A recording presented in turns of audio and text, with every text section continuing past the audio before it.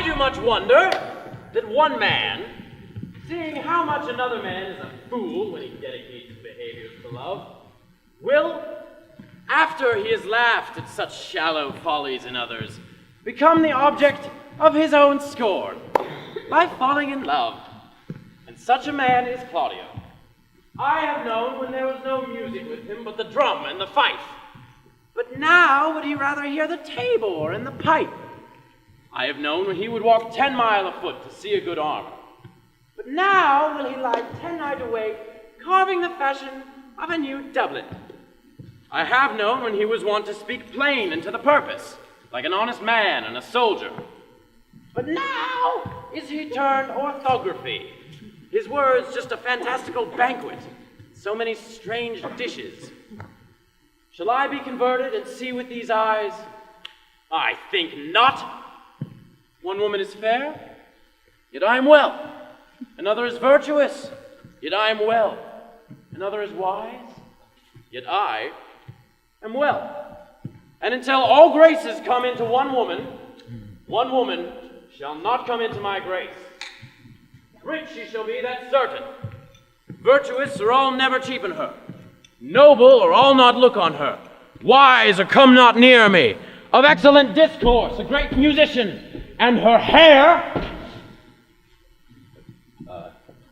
well, her hair shall be of what color it please God. Oh, Pedro and Monsieur Lowe.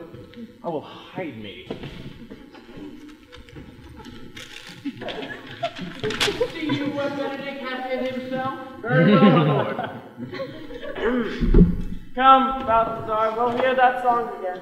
Oh, my good lord, cats concerts about voice and slander music more than once. I pray thee sing, and let me woo no more. Since you talk of wooing, I will sing, since many wooers doth commend his truth. Which to he thinks unworthy, yet still he speaks of love. I pray thee sing, or if thou wilt no longer argument, do it in notes. Note this before my note. There's not a note of mine worth noting. Oh, now divine air. Now it's so ravished. Strength is the sheep's dust that heralds souls from men's bodies. Will a hoard for my money when all's done? Sigh no more, lady, sigh no more. Men were deceivers ever, and put on sea and one on shore. To one thing constant never, then sigh not so, but let them go. And be you black and bonny, converting all your sounds of woe into hey nonny, nonny.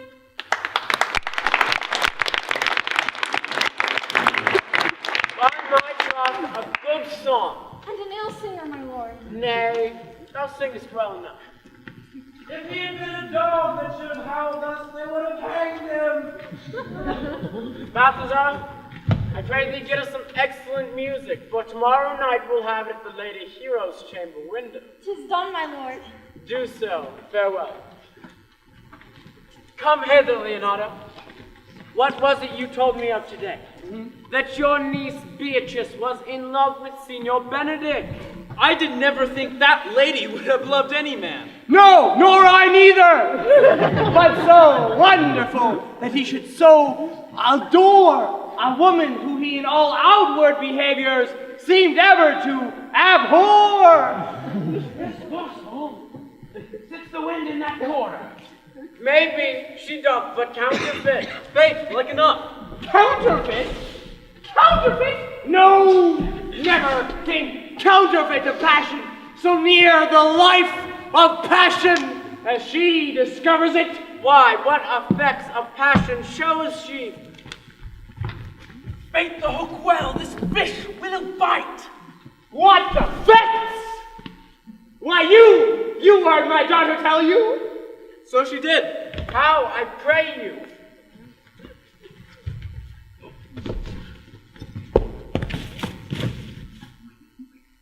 No, she wouldn't. No, It's all true. no.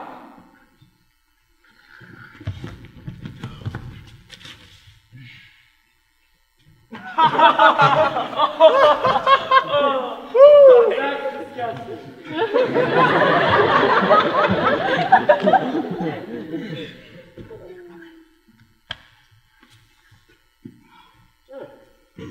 You amaze me. I should think this is a trick, but that the mustachioed fellow speaks it. Knavery cannot sure hide itself in such reverence. Hath she made her affections known to Benedict?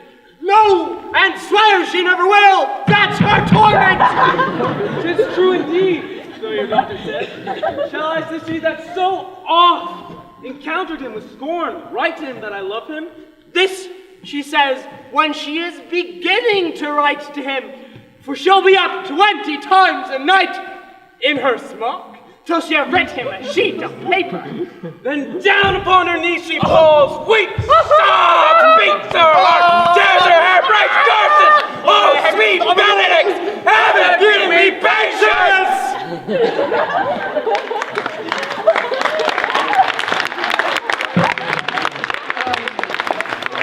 So she does.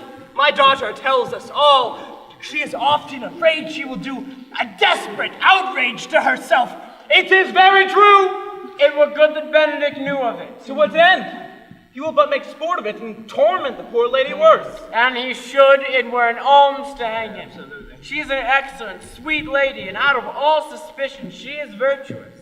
And she is exceedingly wise. In everything but loving Benedict. I pray you, tell Benedict of it, and hear what he will say. Words good, think you? Hero thinks she will surely die. For she says she will die if he love her not. She will die ere she make her love known, and she will die if he woo her. Oh. She doth well. If she should make tender of her love, 'tis very possible he'll scorn it. For the man, as you all know, hath a contemptible spirit. Contemptible. So, shall we go see Benedict and tell him of her love? Never tell him, my lord. Let her wear it out with good counsel. Nay, that's impossible. She may wear her heart out first. I love Benedict well, and I would he could modestly examine himself to see how unworthy he is so good a lady. Well, let's to supper. If you do not dote on her upon this, I shall never trust my expectations. Let there be the same net spread for her that your daughter and her gentlewoman must carry. Let us send Beatrice to call him into dinner.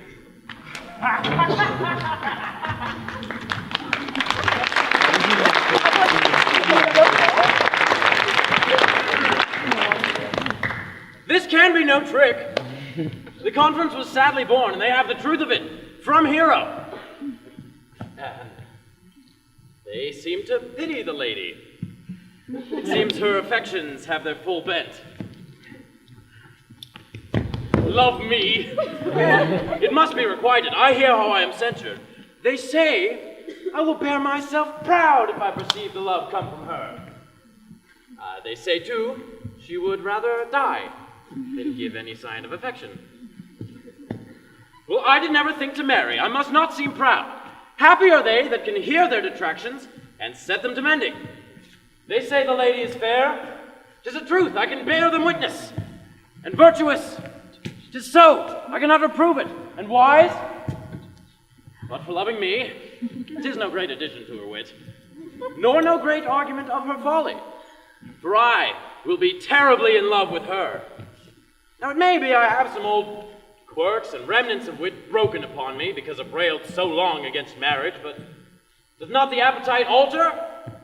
A man loves in his youth the meat he cannot endure in his age.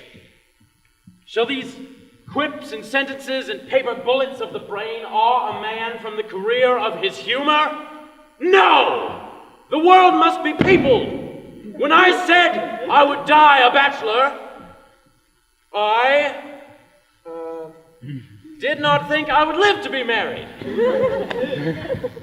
Here comes Beatrice. By this day, she's a fine lady. I do spy some marks of love in her. Against my will, I am sent to bid you come into dinner. Lady Beatrice, I thank you for your pains. I took no more pains for those thanks than you take pains to thank me. If it had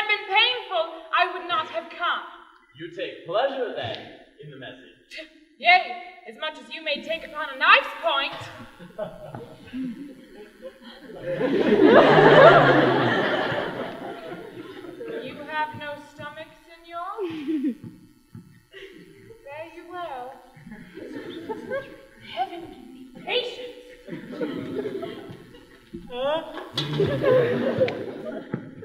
Against my will, I'm sent to bid you come in to dinner.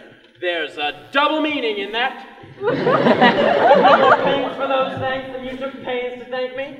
That's as much to say, any pains I take for thee are as easy as thanks. If I do not take pity on her, I am a villain. And if I do not love her, why, I am a fool. I will go.